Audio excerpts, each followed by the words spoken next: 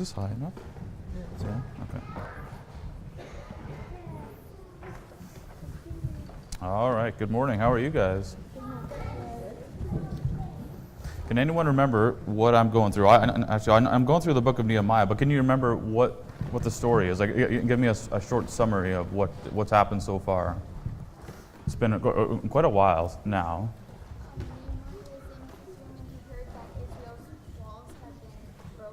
That's right. That's right. Can anybody tell me what happened after that? Any small details? He was going to rebuild the wall. That's right. Right, yeah. He gathered together a few families, it sounds like, with their children even, and he convinced them all that it was a good idea to rebuild the wall and that they needed to do it. God wanted them to do this. During the time, has Nehemiah had any conflict? Anybody who wants him to stop? Can anybody remember their names? Sanballat? I'm not quite sure how to say it, but does it sound familiar? So right now there's three men in particular. They've kind of convinced their own little army or little group of men that they should stop them too, but they haven't succeeded so far. At one point, Nehemiah he heard that these men were coming to attack them. He gathers his people together and says, "Okay, these people they're coming. So we're gonna take. We're gonna prepare ourselves and get ready in case a battle does happen. But in the meantime, we're gonna pray that God doesn't allow this." And these people, and as far as I can tell, it doesn't give us a reason for why they decided not to come and attack. But Nehemiah gives glory to God because God stopped these people from coming and attacking, and so he thanks God for answering the prayer. So that's the only answer that I can have. God somehow stopped their plan. I'm not sure what he did, but they anyways stopped it.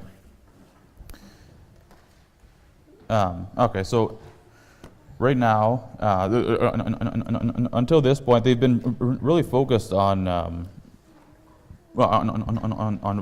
building the wall, but right now there's quite a few problems that have come up, and so they take a bit of time off, or they have to take a bit of time off and resolve this issue. So I'll just start reading in chapter 5. He says, "And there was a great cry of the people and their wives against their brethren, the Jews, for there were that said, We, our sons and our daughters, are many, therefore we take up corn for them, that we may eat and live. Some also there were that said, We have mortgaged our lands, vineyards, and houses, that we might buy corn because of the dearth." So, does anybody know what dearth is? Sort of what's that referring to? No, I don't know about that. But right here he's talking about there's a famine, and so there's almost no food, and it sounds like a few of the people have quite a bit of wealth, and so they're able to survive. But a lot of the people, these women here in particular, they're trying to gather food for their family, and so they're making it known to Nehemiah and just the people how difficult it is for them. And then there's also some that said, "We have borrowed money for the king's tribute, and that upon our lands and vineyards, Yet now our flesh is as the flesh of our brethren, our children as their children, and lo, we bring into bondage our sons and our daughters to be servants, and some of our daughters are brought unto bondage already. Neither is it in our power to redeem them, for other men have our lands and vineyards."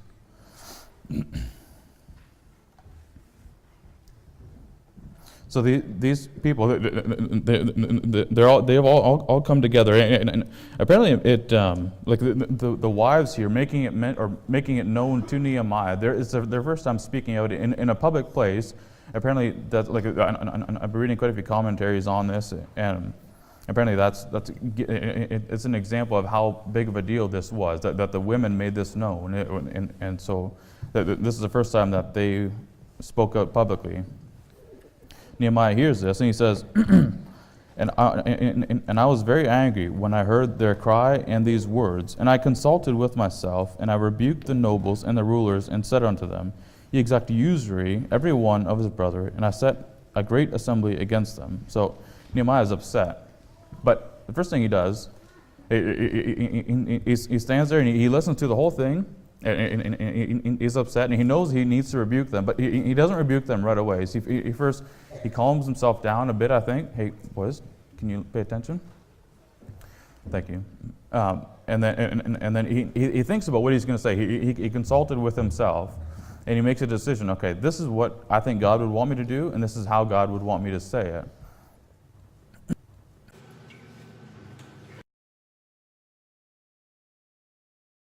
You have redeemed our brethren, the Jews, which were sold unto the heathen, and will ye even sell your brethren, or shall they be sold unto us? Then how? Then he found nothing to answer under captivity, and they were freed from it, and God brought them. And now he says, so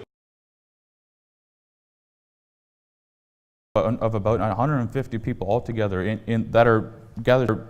So these people have into this idea of building the wall with a bit more wealth, and they've been so houses or to build any sort of wealth to continue growing the finances. So a lot of people.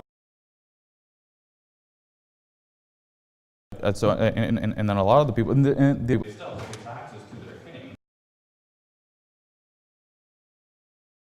Their brother inside this little camp, they borrowed money from them. In order for me to do that, I want your land. And the king needs my tax money. And it's gotten so far that these people will lend them money, and they say, "Why don't you take your children?" Okay, and so their children. Use the other people's children as slaves, not as slaves. It's hard. It's a to pay them back, and they would have been able to make income. They just added a lot of interest on. And so they can't pay off and get their actual children back. He's actually he rebukes them for it. They all realize that what they've done is oh yeah, this happened to us a while ago. Something like it where they were themselves. It's not good that you do.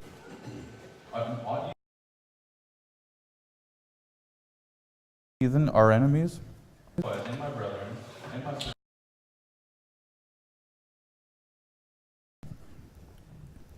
I pray you, let us leave all and his servants also the could have been some taxes. He talks about the taxes a bit later, but he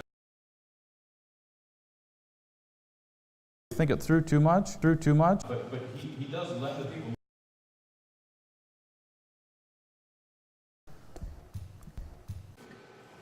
What do you mean? Back every.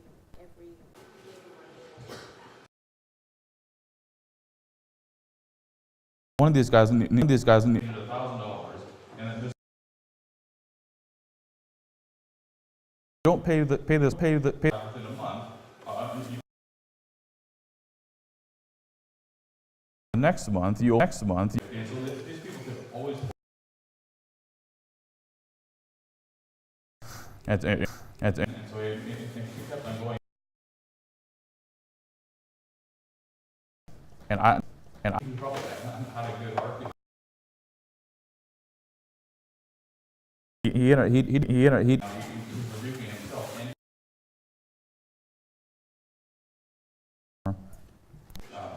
Restore, I pray. Houses. The 100th part of the money. Done so. You guys to give everything back. Cancel. They put a bit of money, or at the time loaned Forget about it. Forget about it.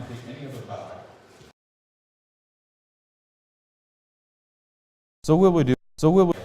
Then I called the priest. So they promised to Nehemiah that I don't. I want you guys to sign it. All the people that they commit to this. As Al. Shook my lap and said, "So performeth even thus be." Said amen. Said amen. And the people did according. Nehemiah is telling them that they should.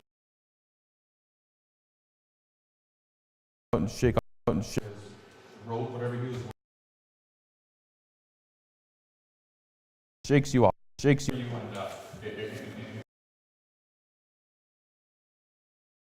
Says. Yeah. Over from the time that I unto to the 2 and 3 that is I and my brethren have is that for me were chargeable unto shekels even their servants bear rule. Reminding them that he's treated. He's reminding them that their other king use it. It sounds pretty cool. I don't legally they would do it. They're able to charge a tax. Using if you need a bit of extra money. This is the new that I need you all to pay, and then everybody would pay or anything like that.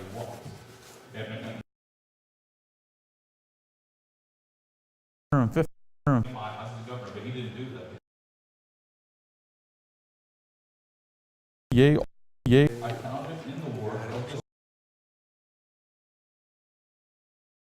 Under the word. Not only I also trowel in one hand, a sword in the other.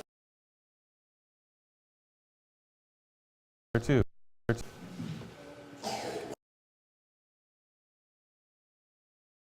Of the Jews and rulers. And that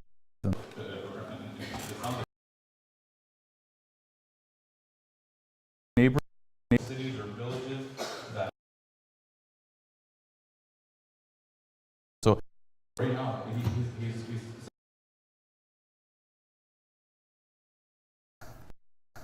however many of the heathens there was more Jews than the heathens was and 6 choice sheep. They store of all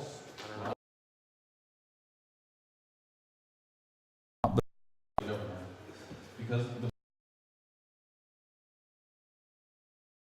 according to all that I have done instead of eating his people I have some wealth from before. It sounds like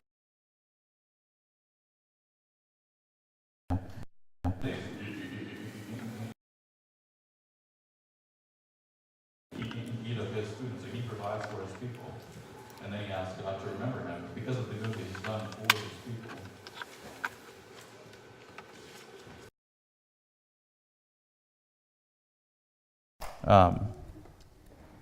One thing, just to keep in mind is when Nehemiah finds out that the people have disobeyed God, immediately he realized that he's supposed to rebuke them because he's their leader, so that's his role. He should be rebuking the people, but he doesn't wait for a long period of time. Before he did wait, but he didn't quite realize how bad it was. When he realized how bad it was, he just immediately said, he consults with himself. He's not angry. He's not speaking out of wisdom. Rather, he is speaking with wisdom, but he's not furious when he's speaking to these people. So he takes the time, and immediately he rebukes them and says, this is the issue, we need to resolve it right away before it gets a whole lot worse. It's already bad, but we don't want to get any worse when he realizes what they had done. So when there's, even now, like if there's small issues in your life, don't wait till until it's gotten a lot bigger. Just deal with it right away, and it's done. It's a lot easier to do it that way, rather than letting things drag on and get a lot bigger and worse, and often hurting other people more than even needs be. Anyways, that's it for today. Thank you very much for listening.